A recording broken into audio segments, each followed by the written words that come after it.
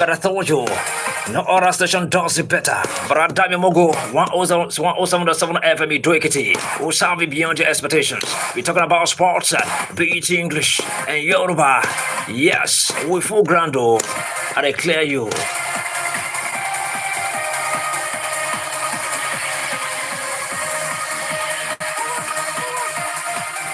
All right, let's begin.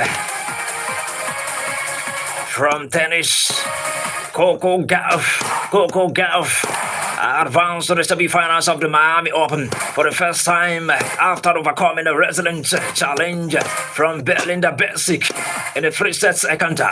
Yes, the world number 4 recovered from a difficult second set to seal a 6-3, 1-6, 6 to the victory, holding her composure late in the match to secure the place in the last 4. Reflecting on the performance, Gauff said it was a tough match. It took a lot of running, some falls, but she is really proud of how she fought. That has been a theme of the week. She added that the composure under pressure stood out most. Oh my God. The win also places Gauff in the record books as she becomes the youngest American to reach the tournament's semi-final since Serena Williams achieved the feat in 2004.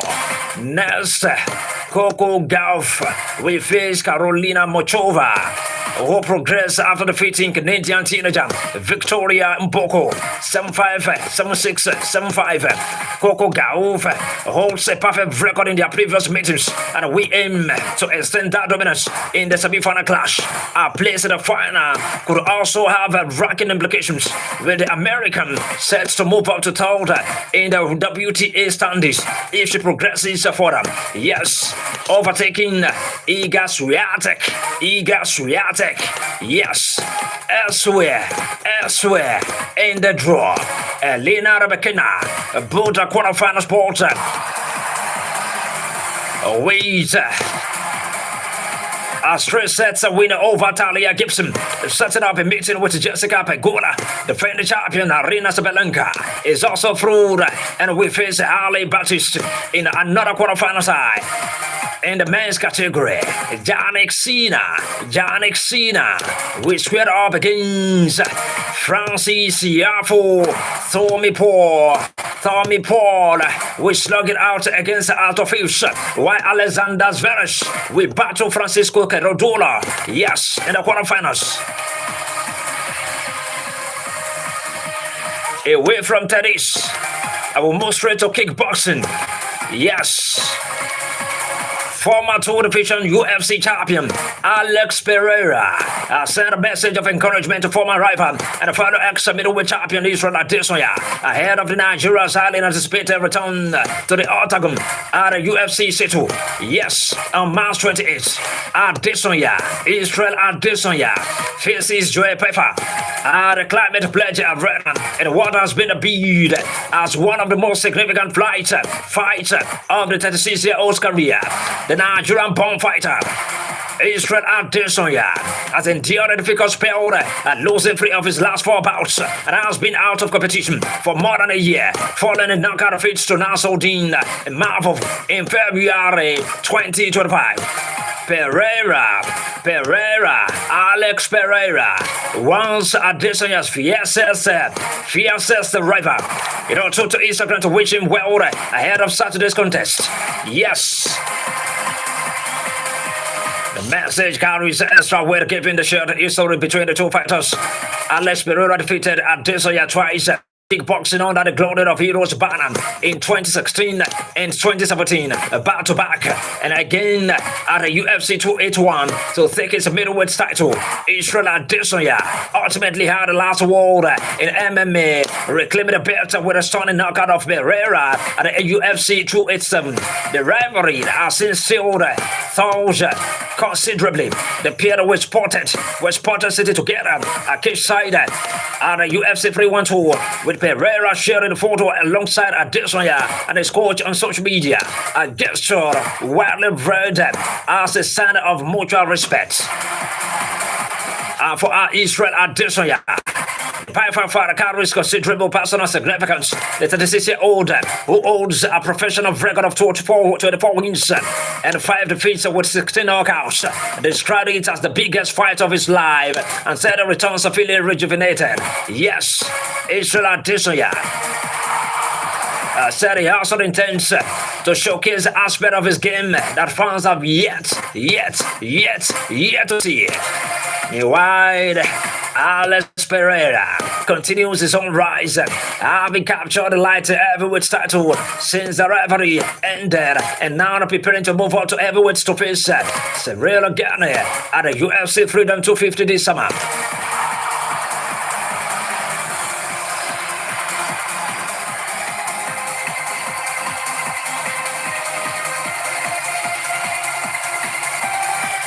All right, Chivo Hernandez 4031. Greetings from Mexico. Thank you very much.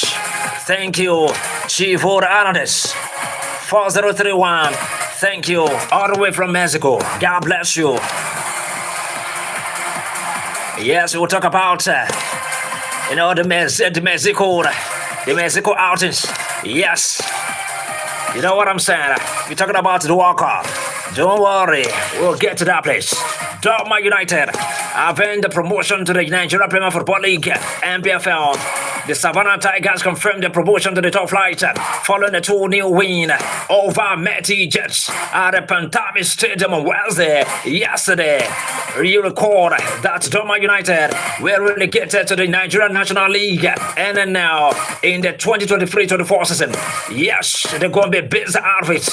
Are the first club to secure promotion to the NPFL this season. They have recorded 26 points from 13 matches at the end of the conference seed. Yes, 3 more promotion tickets. 3 more promotion tickets. 3 more promotion tickets are still up for grabs. Yes, talking about the NPFL. NNL. Yes, congratulations to Dogma United. Let's see what they are capable of next season at the NPFL.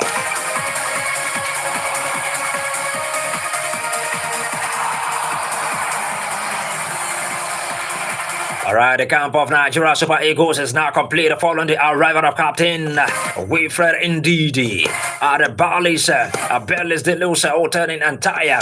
Yes, yesterday, ahead of the upcoming international friendlies in Turkey. Head coach Erise Kochele at earlier named Captain Ndidi, Alex Iwobi, and Ademola Lukman in the 23-man squad for the matches. Yes, the features were moved from Amman to Antalya due to the outbreak of conflict in the Middle East. The Super Eagles will face Iran on March 27 at 4 p.m. before taking on Jordan on March 31 at 8 p.m. in Antalya. Super Eagles media officer promised a forgave, said Ndidi's arrival brings leadership and balance to the squad ahead of Friday's friendly. However, he confirmed the last-minute withdrawal of Kevin Bassey from the list of invited players due to the back injury sustained while on club duties. Forgate says the 22 players are currently in the camp and fully involved in preparations for the upcoming encounter. The team heads first training session at 4 p.m. local time, 2 p.m. Nigerian time, with all available players participating actively.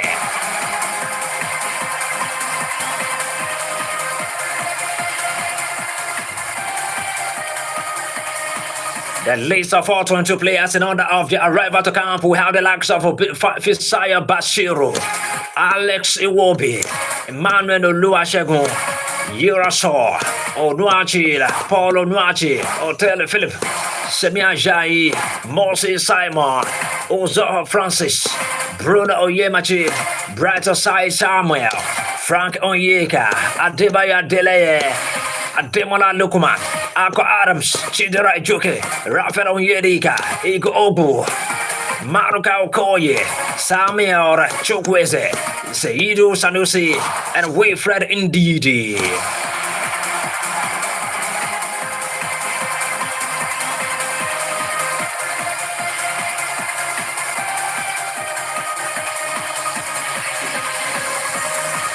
The Court of Arbitration of Sports Council has for the first time spoken about a controversial issue of the 2025 Africa Cup of Nations outcome. Senegal has filed an appeal with the Swiss-based court, the highest sport court in the land, 8 days after they were stripped of the title. Oh my God, the country's federation has asked the court for 2 major things ahead of the legal battle for the most contested final of all time. Senegal has finally taken the initial steps to wrestle back their 2025 Africa Cup of Nations title after it was awarded to Morocco. Yes, it has been slightly over 1 week since CAF's appeal board stripped Senegal of the 2025 title. 58 days after they beat Morocco in a contentious final in Rabat. Pep Gueye strike one again for the Teranga Lions after the lengthy stoppage in play that saw them refuse to play. The 2021 champions protested the decision to award Morocco the late penalty. It is rolling. CAF's appeals board stated that Senegal forfeited the game and thus awarded Morocco a 3-0 victory. Senegal vehemently protested the decision, vowed to take the case to the Court of Arbitration of Sport, which finally came to pass March 25 yesterday. Yes, inside Senegal's AFCON 25 appeal. What do they want? Yes.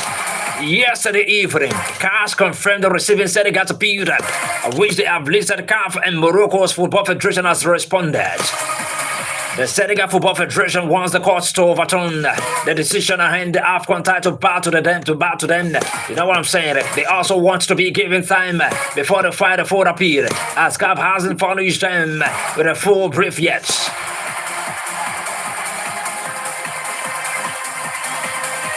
CAF will now form a panel to hear the case, with Senegal now being given 20 days to file a full brief. Thereafter, they responded, we have another 20 days to submit their defense. CAF has stated that it's not possible to anticipate the procedural timeline and to indicate when a hearing will be scheduled, meaning that it will take a while before the decision is arrived at.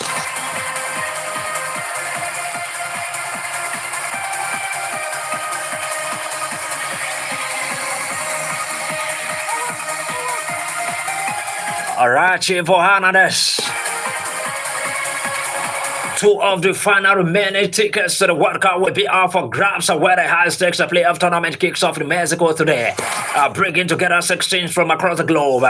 New Caledonia, Suriname, Jamaica, Bolivia, Iraq, and DR Congo form the vice cast of also each chasing one of the 2 berths on offer for the ECS expanded for 8 teams of finals in the United States, Canada, and Mexico. The mini tournament, Guadalajara and Monterrey also serves as a test run for 2 cities set to host the World Cup matches in June, giving Mexico a chance to showcase its readiness after recent security concerns. The Swiss knockout playoffs begin today, with the southern French Pacific territory of New Caledonia facing the Reggae Boys of Jamaica. In Guadalajara, the winner will advance to meet the Democratic Republic of Congo at the same venue on March 31, with a World Cup ticket on the line. Whoever emerges will join Group K alongside Colombia, Portugal, and Uzbekistan. In Monterrey, Bolivia, seeking their first World Cup appearance since the 1994 finals, and the United States take on Suriname, the former Dutch colony. On the northeastern coast, the victor will move on to the winner-take-all clash with Iraq next week for the second berth on offer. The team that survives the Monterrey pathway will land in a doughty Group I, where France, Norway, and Senegal await.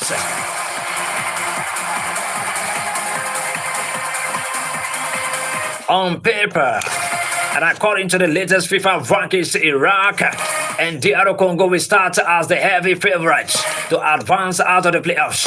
Iraq's preparations, however, are being hampered by the outbreak of war in the Middle East triggered by US-Israeli strikes on Iran on February 28. Iraq coach Graham Anore initially appealed to FIFA to postpone the scenes to play off, stating that many players and backroom staff, are being left stranded due to the war.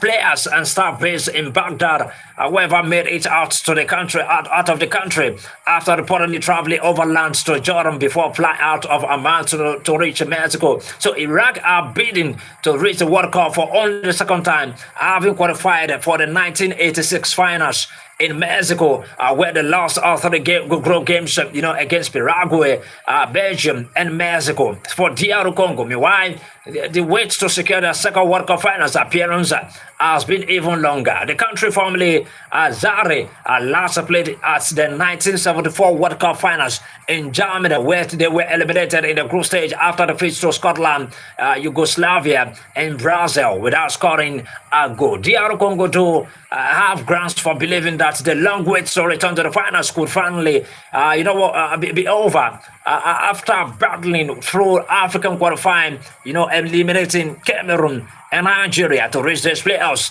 So this week's tournament is taking place just weeks after an explosion of violence in Guadalajara and other parts of Mexico triggered by the death of notorious cartel drug lord.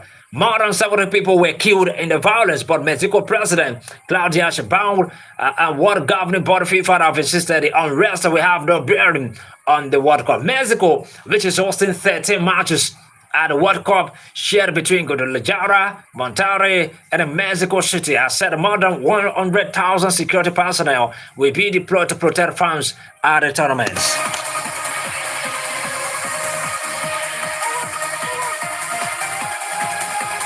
All right, Vinicius Junior has downplayed Brazil's chances ahead of the 2026 FIFA World Cup, urging caution despite the growing expectations surrounding the team. The Real Madrid winger in the press conference ahead of the friendly versus France tomorrow stressed that the focus within the squad remains on preparations and performance, not on external labels or predictions.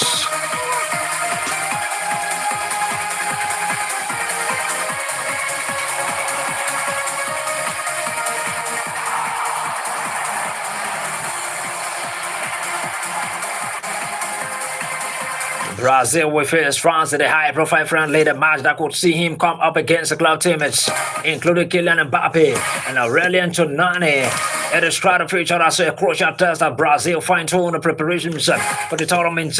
Brazil have been drawn with Morocco, Haiti, and Scotland in Group C.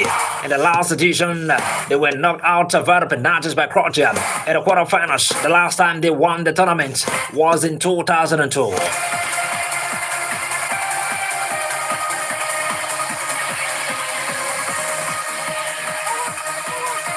All right, FIFA has informed the countries that will be participating in the 2026 World Cup and went to submit their squad lists ahead of the tournaments. The final squad list for the World Cup will have 26 players. Each team is allowed to send in a provisional list that could contain up to 55 players by May 11. This bigger list is to make sure there is room for any injuries, changes in performance, or last-minute decisions. FIFA has, however, said the countries are expected to draw 29 players from the initial list by May 30. The final 26-man squads will travel to North America for the World Cup. The first feature of the World Cup will be between Mexico and South Africa on June 11.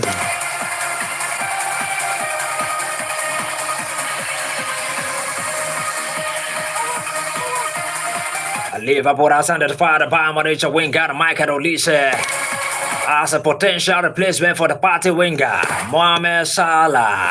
Salah will depart Liverpool at the end of the season. The Egyptian international has already announced his decision earlier this week. Michael Olise is on Liverpool's radar as a replacement for Salah at Anfield. Liverpool will face a tough battle to sign Olise this summer, with the Bundesliga champions insisting their star player is not for sale. Michael Olise, has been impressive since joining Bayern Munich from Crystal Palace 2 years ago. The France international had visited the company side to win the Bundesliga title last season.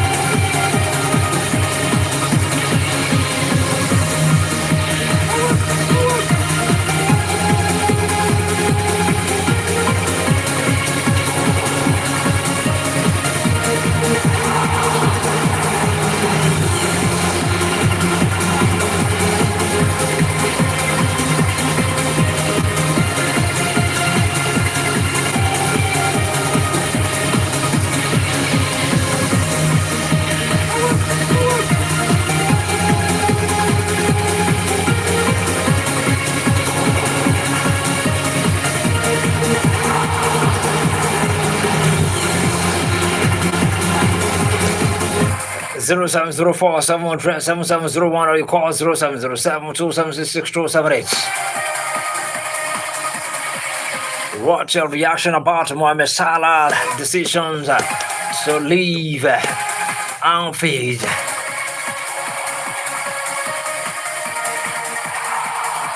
Is Michael Olise the right man to replace Mohamed Salah? A big question for the Liverpool fans out there. If not Michael Olise, who else? Who do you think could be a better replacement for Mohamed Salah at Anfield? Hello, good morning. Good morning, Mr. Kingsley. Good morning to you. This is Sunday Dubai from the US. You welcome Sunday Dubai. Well done. Good morning, sir. Yeah, God bless you. Concerning Salah and Liverpool, kudos to him, a great player. He's one of the best players in EPL history.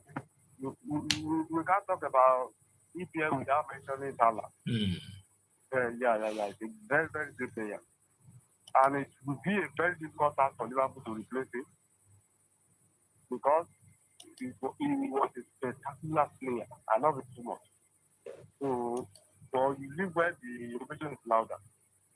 You can see this season is now at his best level. So we need to move. And for Liverpool to replace him, I think they need to spend a lot. So that's for Liverpool. All right. God bless you, sir. Thank you very much. God bless you.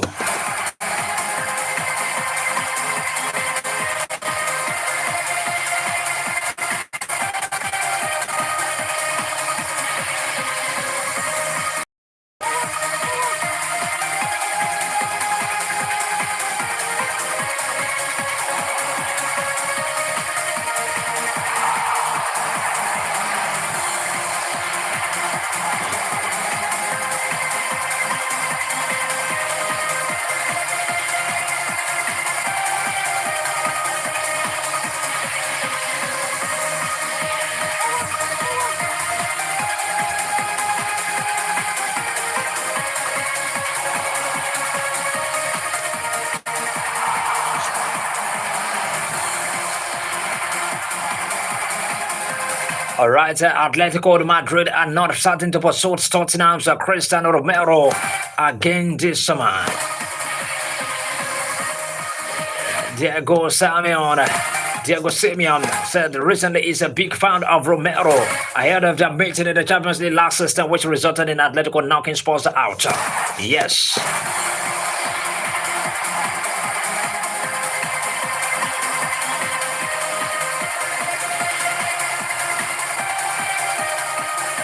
Former Tottenham boss Ange Postecoglou says he's finding it hard to watch the club struggle against Premier League relegation, coming up to a year after they won the Europa League as Spurs head coach. Postecoglou said what is currently happening should be beyond the realms of possibility.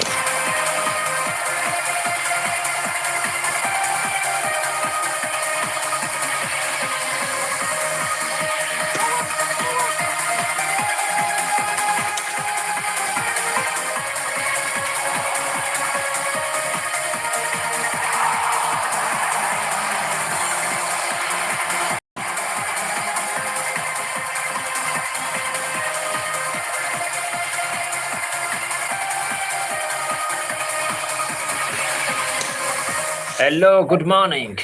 Hello, good morning. Yeah, good morning to you.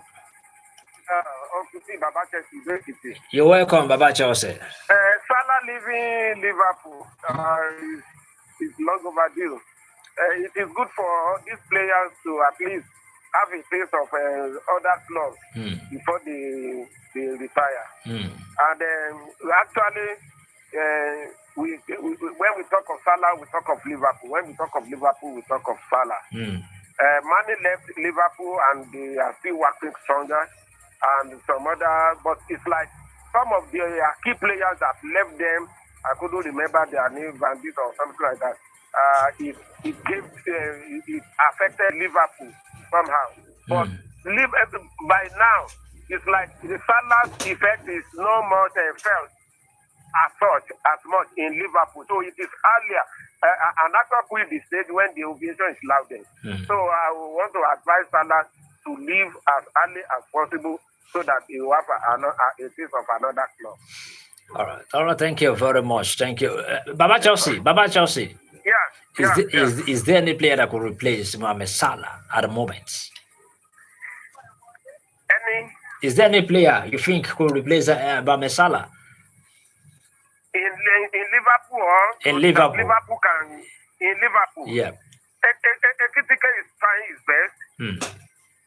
Ekitike can replace Mohamed Salah. Okay. All right, thank you very much. Thank you. All right, Sunday Aremo says it's time for Salah to leave. Olubimo Woyele, 70 Salah Sport, and I want to always enjoy your program. Thank you very much. Akilme Beniziri says, please order on Tottenham Hotspur manager signing updates yet.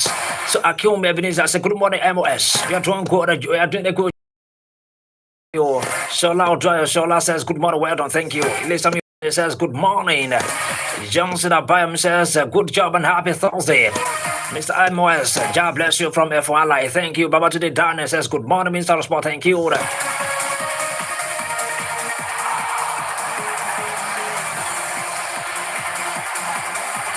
Honorable Veronica says, good morning, welcome on board, Mr. Kingsley Nelvis. Thank you. Thank you. All right, sir. This is how far we can go on to this edition of Sport Extra. Yes, sir. I am Kingsley. In Neofusa, the Mr. Sport, that's what they call me. Bye now.